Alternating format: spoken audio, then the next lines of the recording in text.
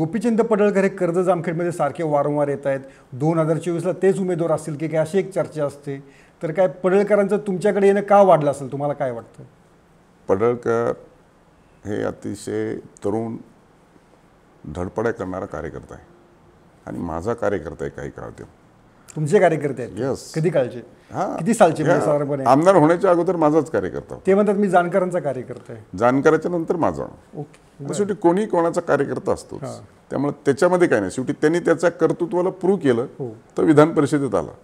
त्यामुळं किती फेऱ्या आल्या आणि गेल्या काय, तरी शेवटी ज्याचं त्याचं कार्यक्षेत्र ठरलेलं असतं आणि पक्षामध्ये कोणाला कुठे प्रोजेक्ट करायचं हे पक्ष नेतृत्व त्या त्या परिस्थितीमध्ये कोण काय करेल हे सगळे आडाखे आखलेले असतात.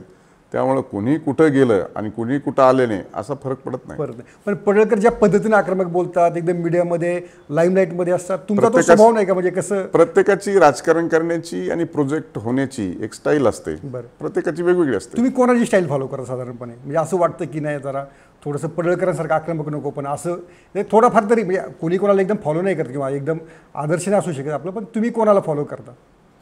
मी गोपीनाथजी मुंडे, प्रमोदजी महाजन, विलासराव देशमुख आणि RR पाटील. अच्छा, यांची स्टाईल साधारणपणे फॉलो करा. आणि त्याच्यानंतर राज ठाकरे. ओके. काय राज ठाकरेंचं काय तुम्हाला आवडतं? राज ठाकरे स्पष्टोक्ती बोलतात, बरं, घेतलेला निर्णय तडीच नेतात.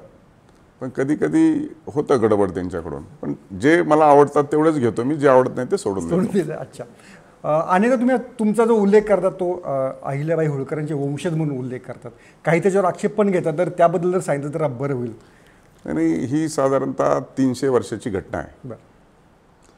अहिल्यादेवी होळकरांच्या वडिलांचं नाव मानकोजी शिंदे, आईचं नाव लक्ष्मीबाई शिंदे. 300 वर्षापूर्वीची घटना. तेव्हा कधीतरी एखादं कुटुंब असतं.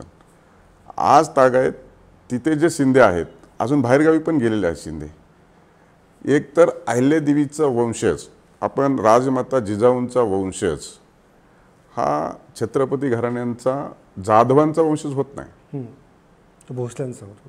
तो भोसल्यांचाच होतो, जे की उदयनराजे भोसले आहेत की अजून कोणी भोसले आहेत. तसं अहिल्यादेवी होळकर आहेत, आम्ही शिंदे आहोत. अहिल्यादेवी होळकरांचा जन्म आमच्या घराण्यात झाला आहे आणि आमची मुलगी होळकर घराण्याच्यात दिली. त्यामुळे आम्ही होळकरांचे वंशज होऊ शकत नाही. आम्ही शिंदेंचे वंशज आहे. जिथे अहिल्यादेवींचा जन्म झाला त्या घराण्यात आमचा जन्म झाला. अच्छा. आणि तसे आम्ही त्या घराण्याचे आहोत, त्या शिंदे घराण्याचे वंशज म्हणलं तर आमचं आडनाव होळकर पाहिजे. बरोबर, असं आहे ना. अच्छा. त्यामुळं 300 वर्ष झाली या घटनेला. अहिल्यादेवींचा जन्म 1725चा आहे. अच्छा. आता 2 वर्षांनी त्यांची त्रिशताब्दी वर्ष साजरे होईल. त्यामुळं दरम्यान 300 वर्षाच्या कार्यकाळामध्ये कोणीच शिंदे घराण्याचा माणूस स्वतःला प्रूव्ह करू शकला नाही किंवा या स्टेजवर आला नाही. लेवलला गेला नाही. त्याच्यामुळे एखादा माणूस ज्यावेळेस हायलाईट होतो, स्वतःला प्रूव्ह करतो आणि काय जे असेल ते त्याचं कर्तृत्व सिद्ध होतं, त्यावेळेस साहजिकच इतर लोक टीका टिप्पणी करून त्याला डिमॉरलाइज करायचा प्रयत्न करतात.